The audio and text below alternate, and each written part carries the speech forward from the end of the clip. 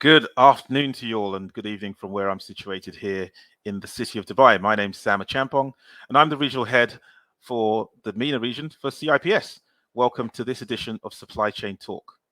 For today's session, the subject is sustainable supply chains. How have supply chains been impacted negatively or otherwise by the global pandemic and other factors such as Brexit, trade wars and other contributory circumstances? To discuss this subject, we've got some great guests and we look forward to hear them. They're going to add some meat to the bones or possibly fuel to the fire of some of these issues and hopefully give us some insights into some of the trending supply chain issues happening today. By the way, if you do have any questions as we go through the session, please do submit them via the Q&A section on your screen and we promise to pick them up as we move along. To start off, I'd like to introduce our first guest. Timur Gostic is the EMEA Demand and Supply Planning Director for KO Corporation based in Poland.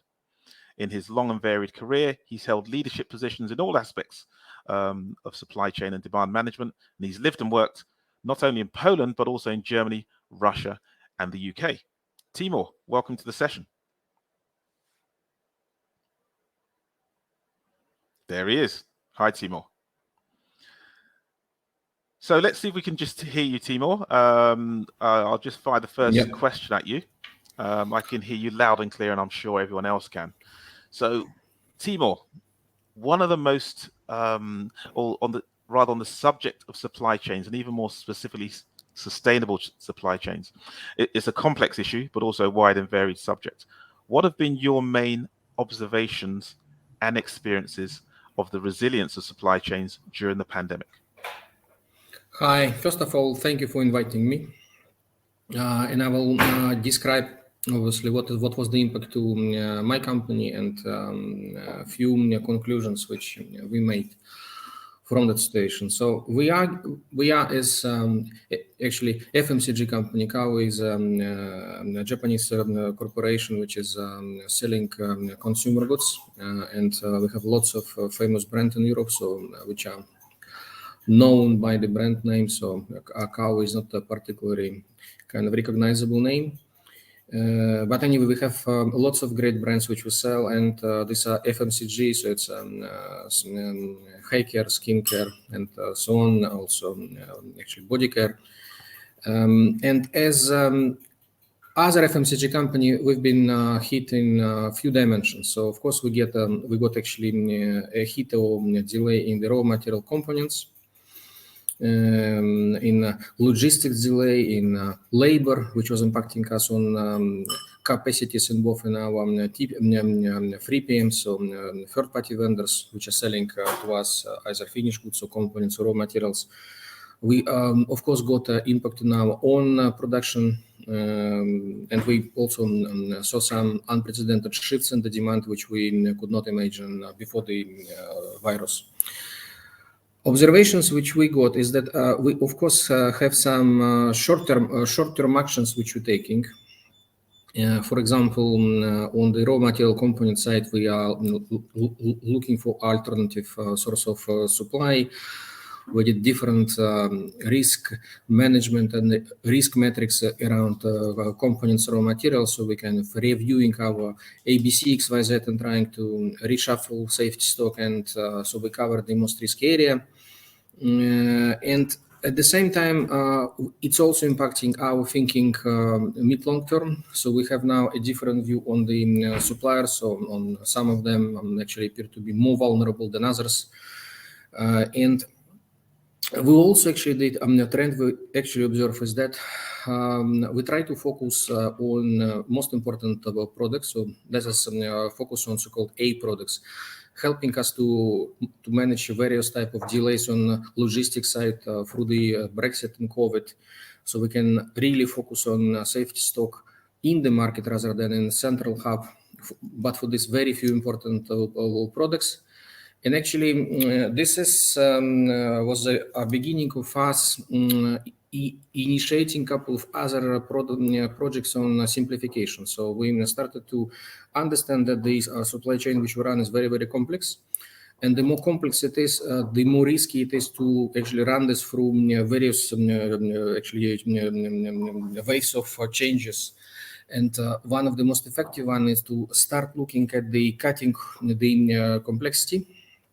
And then we also realize that it's actually also playing very well with the sustainability trend, because the moment you start cutting your complexity, the moment you start standardizing your, for example, components and packaging and so on, it has immediate and huge impact to the sustainability as well. So my conclusion from last few months is actually that started from complexity reduction, but then coming into simplification and overall sustainability impact it is actually very nice, very nice effect or result which we gain through this shocking therapy which we experienced in last actually already 2 years, right? And then on the capacity side on labor and so on, so we also trying to look differently now for labor planning. We're trying to be more flexible and find some other alternative way to attract and attain or sustain labor. And on the demand shifts, just to mention, we saw some shifts in the consumer choices, and of course it took us some time to actually understand what exactly driving this, because without this understanding we don't know how exactly we need to correct our future forecast and what is the impact on the capacities and the kind of long-term view. So just to summarize, so on one end, whatever is not killing us, making us stronger, and this is we went through this 2 years situation, and it's giving us very healthy it's a kickoff some very healthy initiative, simplification and sustainability, which my company was already investing long time ago, but now it's kind of magnifying these efforts, and we hope to see fantastic result in next few years. That's incredible. So what you're really saying is that the pandemic has been overall positive to your organization, because what you've done is you've benefited from standardization, simplification, and as a result, you're a more sustainable business. How sustainable or permanent are these changes? Do you think that's going to be how you're going to operate going forward?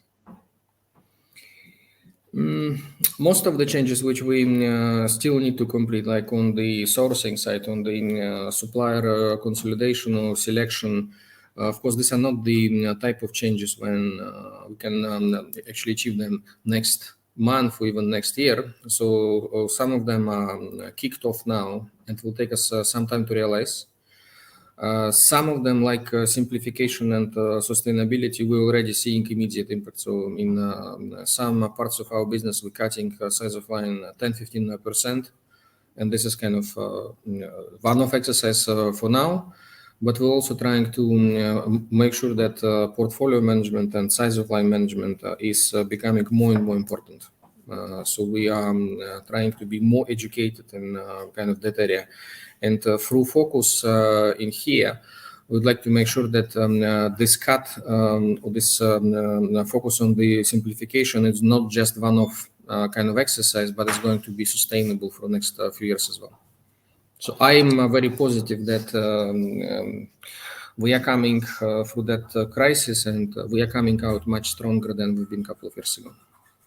Interesting, and that's such positive feedback from an organization as diverse as yourself. I think you've taken those challenges head on. So let me put to you something that's quite topical at the moment, and get your view on this. So, and I guess one of the most topical issues right now that's specifically relevant, less so in Europe, I guess, and specifically in the UK, is the apparent fuel shortage that's driven apparently not by a lack of supplies, but by a lack of drivers to transport the product. Taking an outsider's point of view, how, in your opinion, has this come about, and how do you think it can be alleviated, Timur? I'm a big fan of market economy.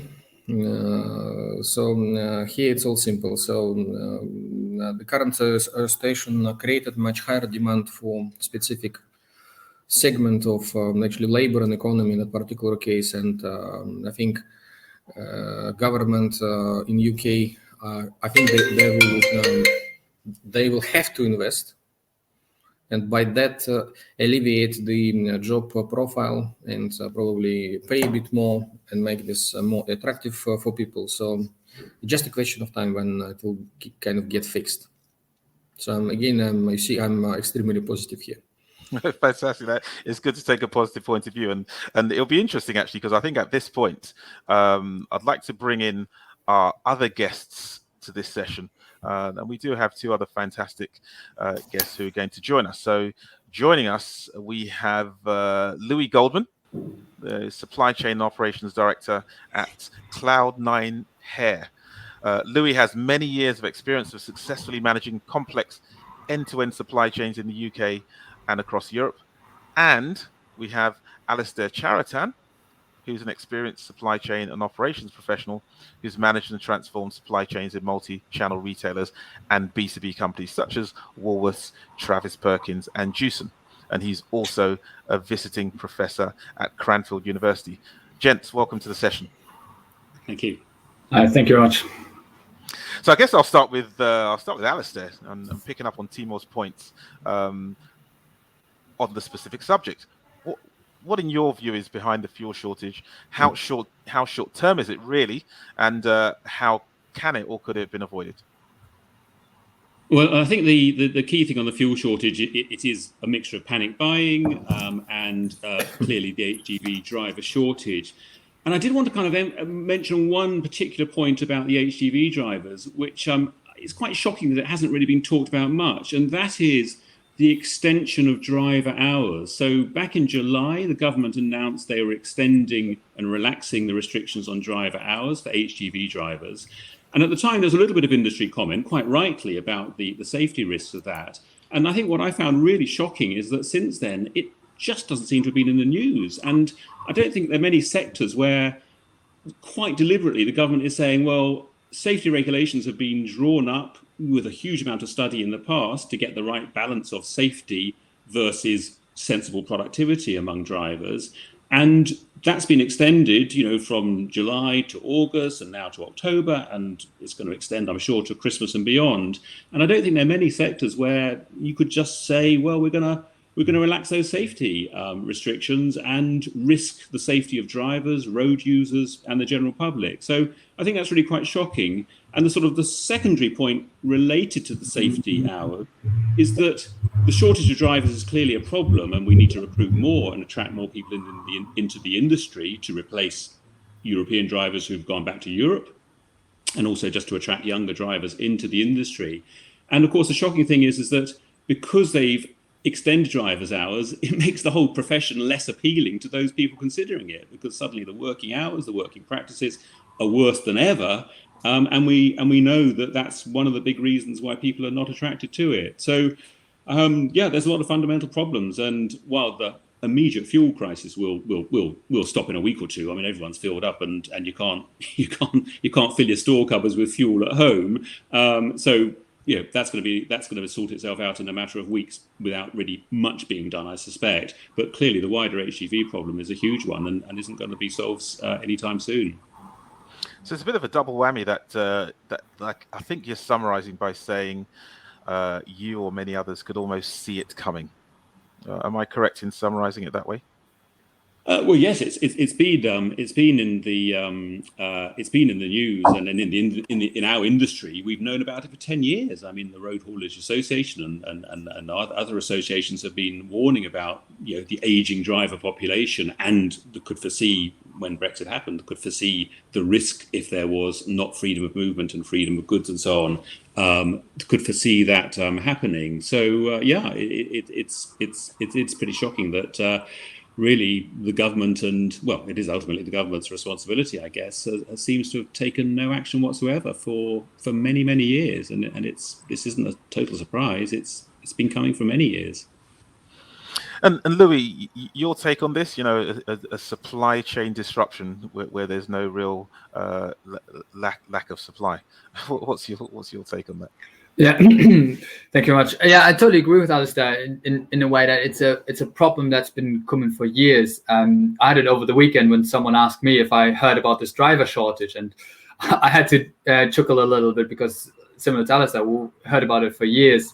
And I think at the current rate, about 2,000 drivers leaving the industry a week and 1,000 coming in. I mean, you don't need to be a genius to figure out that at some point, at this ratio, you're gonna get into problems and you're gonna get into shortages and stuff. But I think the whole industry being looked at as very short-sighted and in a way of it's unsexy to address the issues in the industry until it is a massive problem, because no one likes to address it when there isn't a real problem. When there is a real problem like it is now, it's usually too late.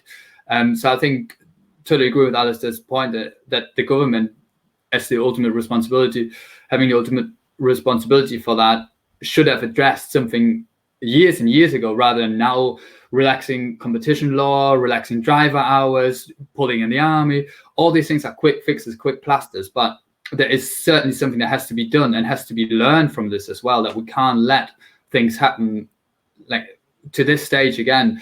I remember the Road Haulage Association, I think it was probably 5 or 6 years ago, had a really interesting Twitter feed, which they called the 24 Days of Christmas, I think it was called, where every day in the lead up to Christmas, they sort of put a tweet out, day 1 of no trucks on the road. This has stopped working out. Day 2 of no trucks on the road.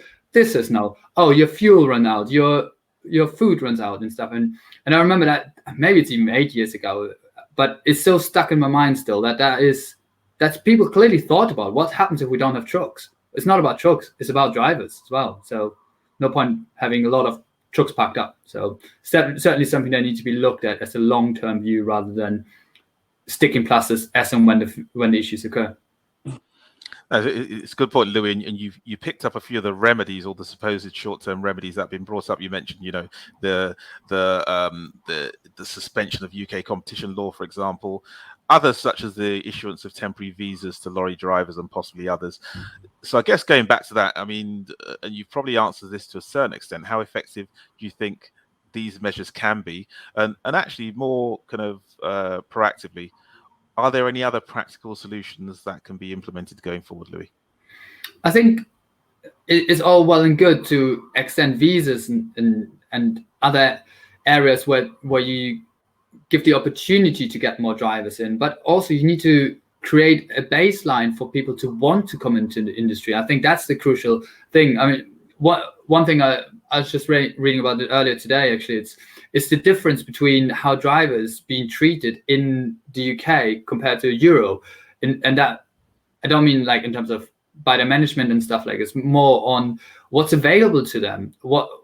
How do you sustain a driver wanting to drive for you in the country as well as in the company? And it's not just about pay. It's not just about, hey, we'll give you £1,000 to come and work for us. It's the article I read today was about how in Europe the truck stops, you have choice of food, choice of facilities, choice of entertainment even, whereas in the UK you quite often pack up in a lay-by, and that increases risk of theft, increases so many sort of secondary problems for the drivers that just doesn't make it interesting. So yeah, great, more people can come and work in the UK and get a visa, but why would they if they have better facilities in Europe, for example?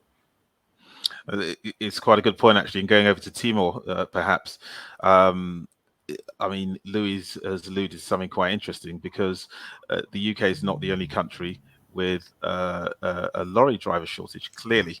Do you see this being impacting other parts of Europe, or do you think that contingencies are already in place for it not to happen? Yeah, I think we're hearing some of the deficit on the truck driver in European countries, but it's nothing comparable to what you guys experiencing in UK. That's why I think it's kind of comparing to UK, we nowhere near that problem. And I guess, yeah, it obviously sounds very bleak. We'll look back at this at some point. Alistair, how long is this going to go on for? I think the fuel problem will be a matter of, I think about a week or two before it's pretty much back to normal. The HGV shortage overall is going to take at least 6 months to get anything close to feeling it's under control, and I think probably a year until we've got 100,000 drivers back in the sector, and new drivers are being added as fast as old ones are retiring. I think it's that sort of time frame. It's not going to happen fast. Great. I think, sorry to jump in there, Sam, just go for it. I can see it. I'm concerned, and I can see it slightly, the similarities between this will happen now with the driver shortage as well. What happened with the container shortage and rates on the sort of global container shipping, that everyone is expecting it to be a short-term problem. Yeah, it's going to be 6 months. It's going to be 12 months. It's going to be fine by next year, Chinese New Year, and it's 2 years down the road. It's still there because I think the fundamentals aren't being addressed. So I think it's totally right what Alistair's saying is you got to pump in drivers now, obviously, to alleviate the short-term problem, but you've got to look at the ratio of how we can attract more to this. Otherwise, it will just be fine for 3 quarters of the year, and then when it really matters in the busy peak periods, it's just going to come around every year again. No, I think you're absolutely right. It's not a one-off. And going out to our audience, if you do have any questions to put to our guests on this particular subject, please do stick them in the Q&A box.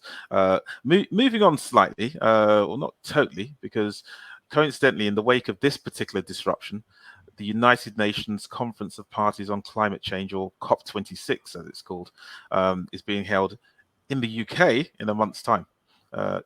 So ahead of that, there's a recent SIP sustainability study, and that highlighted that more than 40% of supply chain managers believe that the UK's net zero target for 2050 will not be reached. And I guess I'll go first to Louis on this. Why do you think there's such a lack of confidence in sustainability goals amongst supply chain professionals? And perhaps what actions need to be taken across supply chains to help countries achieve some of the sustainability targets that will emerge from COP26? Do you want to take that, Louis? Yeah, absolutely. I mean, obviously, I think we are in a little bit of crazy times right now to sort of be confident about goals that we set out pre-pandemic, because the pandemic has disrupted pretty much every supply chain, and it's not just the direct pandemic impact of workers of supply factories down or anything like this. It's a global, like what I mentioned earlier, the shipping is still impacted by the increased demand of consumers having sort of disposable money to spend on goods rather than on services, and all these sort of second waves impacts on the supply chain. And that's why I think the sustainability is still something that people and supply chain managers are looking at. But I think one of the key things right now is everyone is looking to make their supply chain more resilient, and certain things that were working in favor of sustainability, to make it lean, to make it more efficient, to run the supply chain greener itself. Some of these had to be deprioritized in order to run anything at all, to get anything forward. I mean, we're at Cloud9 in a very good position that we can still operate in a sustainable manner. So one of our core values is being kind to environment, and because it's not just something that I say as a supply chain director, it's also core values of the business. We made the choice. We rather go out of stock than air freight some stock in, and really trying to stick with the traditional less carbonized transport modes and stuff. But not everyone has that luxury, and I understand that is a luxury that I can make that choice for our supply chain. And I think once everyone goes past pandemic and stuff to a new normal, I think once you've got your resilience sorted, you then can realign your sustainability goals, because I still think they're there, and I still think everyone is focused on them. Just, I think, a little bit more on the resilience right now than anything else. And I think going back to that, it looks like they've got their work cut out in COP26, in setting targets and also for people to meet them. But I think you alluded to some of these issues, Timur, when you started at the beginning of the show. Have you had to kind of sacrifice sustainability goals as a result of responding to the pandemic? in your day-to-day business? No, we're not seeing any conflict. I think, as I said, that these two trends, simplification and sustainability, they go together. And actually, as long as we play them smarter, then they're helping to drive agility, increase agility, rather than conflict with other priorities. I think, and Cow is a global leader in the sustainability. We have our own know-how and technology, and it's kind of a huge idea, kind of powerhouse. The only thing which could potentially slow down things, as I can imagine, is maybe availability or execution these new technologies through the market. Just give examples. If we, for example, want to switch our packaging from material A to something very sustainable and so on, it's not only us, it's also other companies.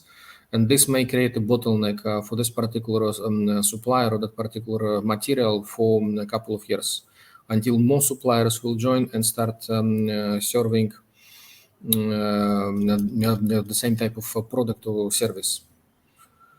So this is the only thing, in my view, which could be kind of be preventing us to run faster, because I think we have more ideas or more technologies around than those of them we can really execute. That's an interesting perspective, actually, because that brings a whole different issue, doesn't it? It almost, sustainability becomes a victim of its own success. So sustainable products suddenly become scarce. That's an interesting perspective. And I don't know, Alistair, as I mentioned a second ago, we're talking about COP26. Anything else to add in terms of what companies can do, will do, should do? And actually, I mentioned the companies. Actually, I should really be saying countries, shouldn't I? Yeah, or any organization. Well, I think in terms of hitting the sort of the 2050 zero target, I mean, clearly that's a huge target and it's a long way away. And there's no end of things that the companies can do. I think one thing which the pandemic and so on has really highlighted is, in a way, it's sort of throwing the theory of supply chain management sort of up in the air again, and suddenly lean supply chains, yes, you can outsource to the Far East if that's the most effective cost balance, etc. I think people are really re-examining that, and will certainly be looking much more closely at nearshoring or onshoring manufacturing, which tends to shorten supply chains, reduce shipping and emissions from that, so can be beneficial in many ways in terms of sustainability. But I think one of the big issues in terms of the whole reaching the goals of zero emissions and so on is that there really is no framework to measure consistently, what is a supply chain emitting? There really isn't anything. I did a quick check just to see what's out there, and as far as I can see, there is no standardized framework of any kind. So, for example, do we measure the CO2 emissions per kilogram of product that we sell? Do we look at CO2 emissions per pound value or euro value of product? Do we look at our own supply chain from when we receive the goods to when we send them out the door? Do we look at the totally extended supply chain of all manufacturing, all raw materials, returns, wastage at the end of life? So there's so many questions, and there's just no way of saying, as a supply chain manufacturing whatever it might be, let's say, I don't know, a kind of a mouse. If you're manufacturing small electronic products, there's no measure to say, well, you as a company are scoring a 9 out of 10 because you use green product, green raw materials, you have zero returns, your products have a 50-year lifespan, etc., etc., etc. There's no way of comparing you to another company manufacturing electronic devices, or indeed comparing you to companies in other industries. So I think if there's no clear way of measuring, it's very hard to say how well are different people doing at reaching the targets on that long journey to 2050, and therefore which companies should be highlighted and kind of praised, and people can be encouraged to buy their products because they're very green. Which products can be perhaps criticized and consumers who increasingly are looking at ethical considerations in their purchase decisions, consumers can then decide not to buy from that particular company. So I think that whole framework thing is very important, because we all need clear measures to react to. I think what you're saying is fundamental. I think you're right. The measures need to be clear. Otherwise, there is no real way that everyone's going to reach the targets that are set there. The targets can't be woolly. They need to be achievable, but they need to be clear as well. And everyone needs to be on the same from the same baseline, in effect, to achieve them. So I think what you're saying is fundamental, and it does bear out from some of the surveys, especially the SIPS sustainability survey in August, that just show that there's a lack of confidence amongst supply chain managers, supply chain professionals in people reaching the targets. But the reason why is because it's not clear how you can reach those targets and how they're measured. So I think you've hit the nail on the head, Alistair, and perhaps you can pick up, I'll put another question to you, one that's just come from the audience. John Richards is asking, how can companies support their supply chains to become more resource efficient as they build back better? What's your view on that? It's a very interesting question, and a very wide question. I think it's really difficult to say, because there are so many aspects, and if you're building electronic products, as I mentioned, the raw materials, the metals, the batteries, if they've got batteries, are a huge consideration, and maybe it starts with product design, and you need to be thinking about that. If you're perhaps a shorter, simpler supply chain, for example, fresh produce, I don't know, taking potatoes out of the ground and getting them to supermarkets, well, there it's perhaps a more clear-cut thing of saying, well, how do you get perhaps better yields of potatoes? How do you use transport and agricultural equipment, which is potentially ultimately electric and certainly is using more environmentally friendly fuels and so on? And how do you kind of minimize wastage and things like that? So I think, I guess, in answer to that question, you do need to take a pretty wide, as the word goes, a very wide view of the supply chain. And in some cases, you'll need to focus on some aspects of the supply chain. In others, it may be the product you need to focus on rather than the actual supply chain mechanics, so to speak. Thanks, Alistair, for that. And Louis, building back better. How are some of the stakeholders going to achieve that? I think it needs to be in a whole company sort of aggregated target for everybody, rather than just, hey, you supply chain manager, get us carbon neutral, get your supply chain carbon neutral, because like Alistair earlier said, there's no framework. So yes, everyone can have a carbon neutral supply chain right now. You just figure out what you want to measure, like your total CO2 emissions, and buy enough trees to offset that. That's a relatively straightforward thing to do. But I think it's a lot more than that. You got to go a lot further. You got to have the whole buy-in of everyone, because it does involve everyone in the company, because everyone is somehow involved in the process and involved in the sort of the reason why the company is there. Like us as a retailer, so online retailer, everyone who works for Cloud9 is involved in getting the product to the customer at the end. So everyone has got an impact. So if it can't be just down to the individuals, so it has to be a completely team effort. And a team effort, that's obviously coming out quite a lot, and I think that's quite uniform with what Alistair is saying. Previously, there needs to be a baseline, and I think Timur, building back better from your perspective, a complex group of companies. I guess there'll be some products that are more affected than others, and consequently some supply chains of yours that are more affected than others. How are you building back better? I mean, from a resources perspective, or from So I guess what the questioner is saying is, how can you, I guess, as being at the center of a diverse supply chain, support your supply chains to become more resource efficient as your supply chains are building back better to going back to a new ordinary? Yeah, I think a question is kind of, I mean, I wonder whether resource efficiency is the most actually important thing, because, for example, for Cow now, the sustainability is number one priority now in corporate culture, and it's coming through all decisions, and all senior management is involved and so on. And I think as this now so important, then most of the product design are going to be impacted. And by including this simplicity and sustainability and that thinking into design, in most cases, you're able to already impact to influence the rest of supply chain dramatically. So if you think about carbon footprint at this point of time, when you're designing a product, you will most likely design different supply chain versus what we have now. So that's why resource effectiveness, from my perspective, is just one of the things which is impacted.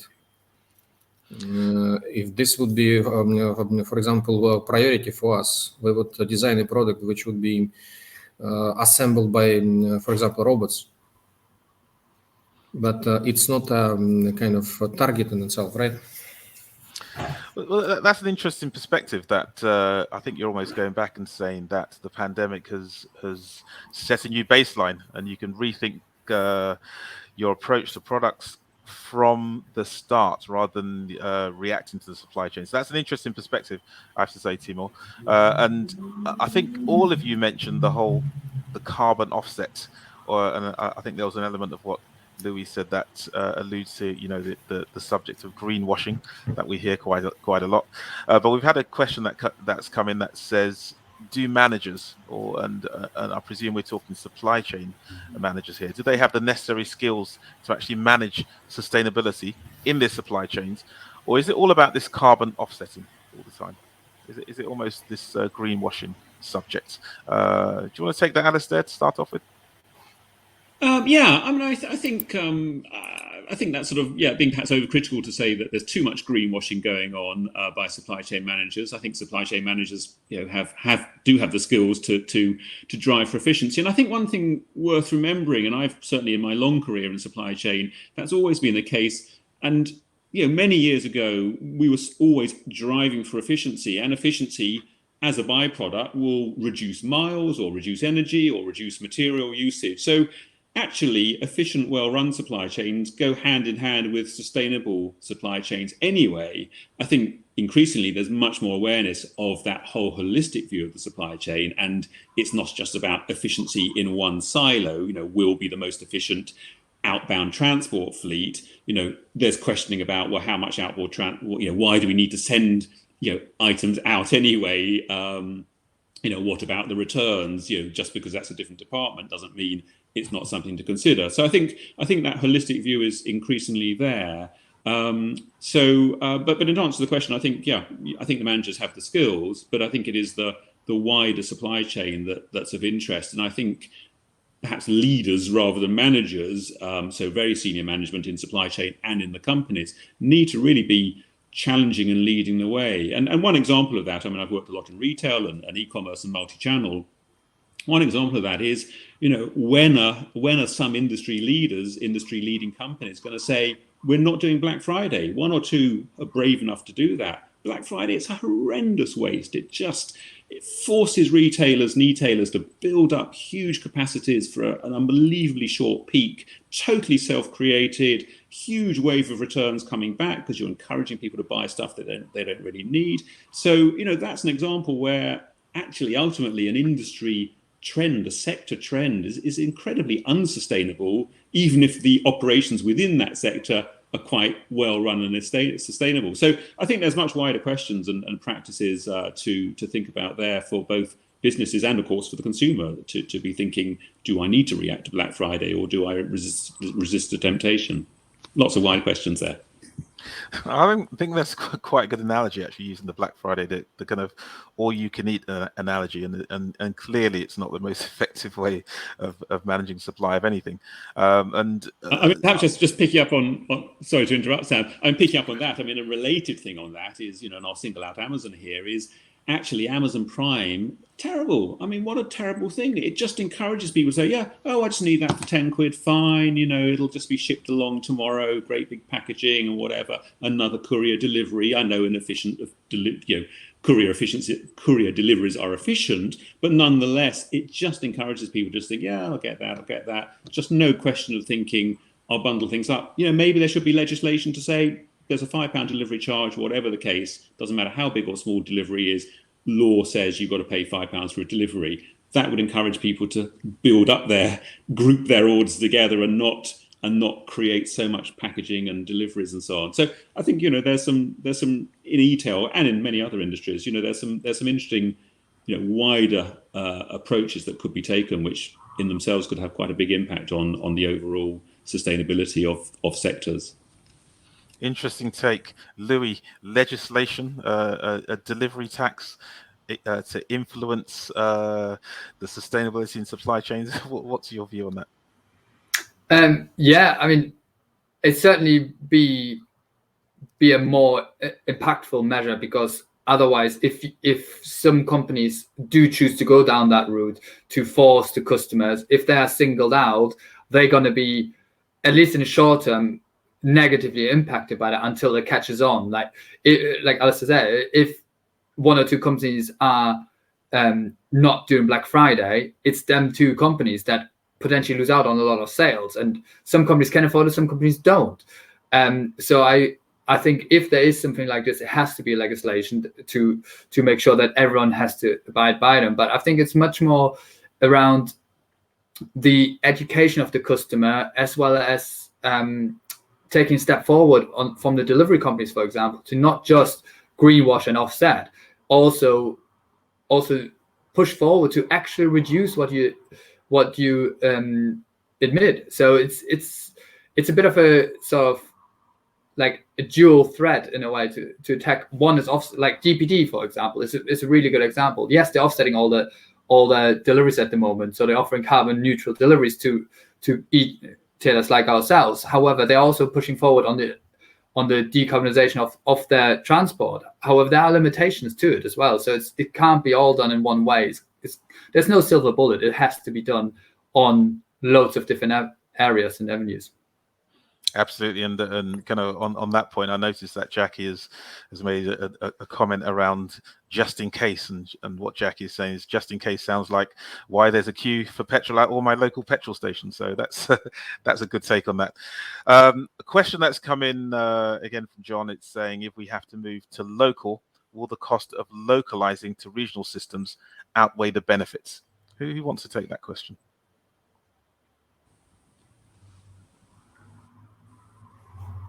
I'll throw it over to maybe jump in first, Alistair, if you don't mind. I'll read the question again. Yes.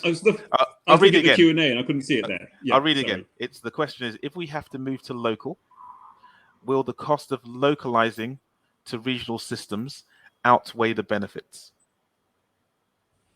So I'm not quite sure what the questioner means by local, but I'll interpret it that if we're moving production and so on more local rather than sourcing maybe from the Far East or overseas on a global basis. So I'll interpret it like that. I think I would say no, unless you're causing ridiculous fragmentation of your manufacturing. So as long as you've got reasonable economies of scale, then localization should not be should not have terrible costs which outweigh, in other words, the sort of the organizational costs and so on shouldn't be outweighed. I mean, I suppose the fundamental thing is when you're looking at local versus regional versus global, you've got to weigh up, as companies do anyway, you've got to be weighing up where are your markets, where are you and where are you manufacturing. So at the moment, I think many UK and European companies, their market is predominantly within the UK and Europe, and yet they are sourcing from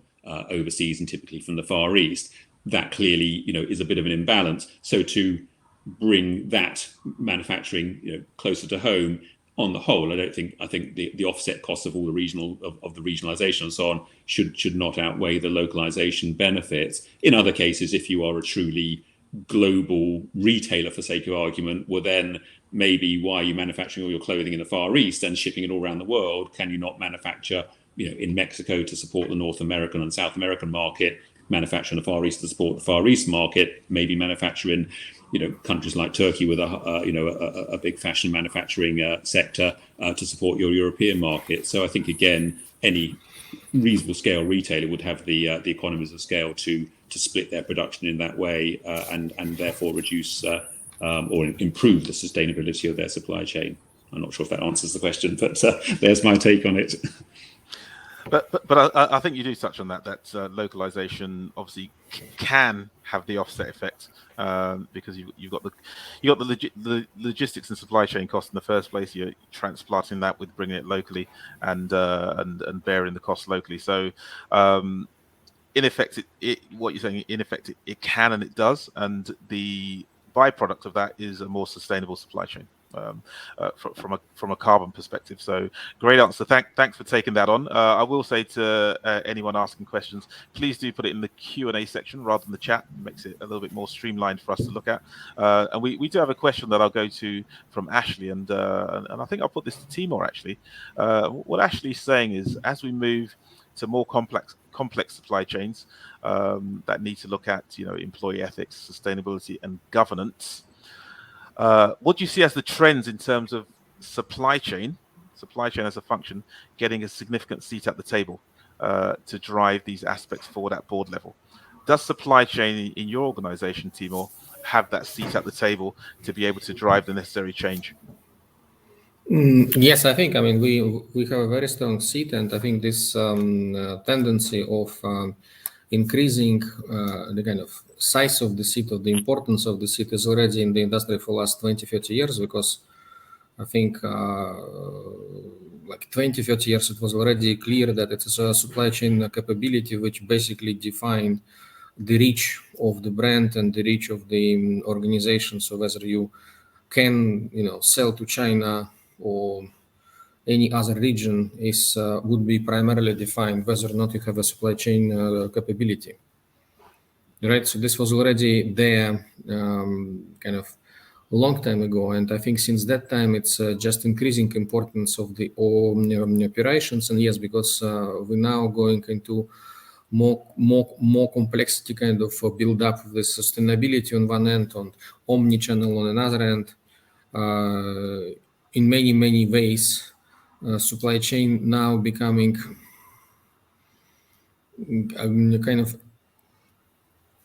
is not the execution function, but it's a function which defined what can or cannot you do with the product, or even it's starting to dictate which product you should be building. Well, that sounds which we could only dream of 20 years ago. So 20 years ago, I could not imagine a discussion between us and marketing saying, just instead of round bottle, please build up a square one because it's more convenient on the production line. Now, it's possible under the sustainability angle, saying I cannot make it sustainable if it's round, but I can make it sustainable if this is square. And then what? They go and bring design which is now squarish. I think that's a great case study, and that does show that permeating or going up to the top, supply chain does have that seat, especially if it's going into the design or production phase. So thanks for that example, Timur. And going to Louis, I think when we spoke about responsibility around supply chain, you demonstrated that it permeates throughout your organization. Is that bottom up or top down? It's both. It's still a collaboration on both sides, and it definitely does come from the top. I mean, we're just in the middle of our 5-year planning, and when we looked at our 5-year goals, obviously there'll be revenue, there'll be market share, and all a lot. But also our CEO mentioned very, very clearly that he wants to be net carbon zero and be like a talent hub and a great place to work and a great sort of have a great ethos as a company. And for a CEO to mention that rather than just go, yeah, I want to be at that level of revenue, that level of market share, and that's it. I think it's a really good approach, and it drives us down to us on the board level to share that approach and then drive that throughout to company and down to everybody. But it also comes up from the bottom up. One of my warehouse staff came up to me the other day and said, "Hey, I've got an idea. we could do it packet like this, and then we save some air in the packaging. And I was like, that's fantastic, let's do it. And we ordered different type of boxes and use that. So because it is a core value in our business, everyone is aligned behind it, and I think that's the only way forward. I mean, obviously, I would think that it's a company I work for, but I think it's the right approach, because it can't be top down and it can't be bottom up singly, because you will hit walls at some point, at some level throughout it. But if it comes from both sides, you can break down the walls into silos and work together. As I said earlier, it's a team effort. Anything, sustainability, the ethics, the governance, anything is nowadays a team effort, because everyone has any contribution factor to what the company does.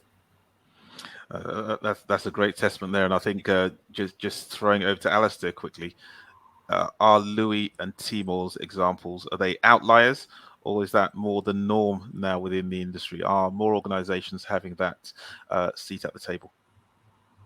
I would say, to be honest, Louis and Timor, I think you're lucky in your organizations. I think they are somewhat outliers. I mean, you just look at the website of any major company and see who the key management listing is, certainly the board of directors. You never see a supply chain director on the board of directors. It's, right at the top level.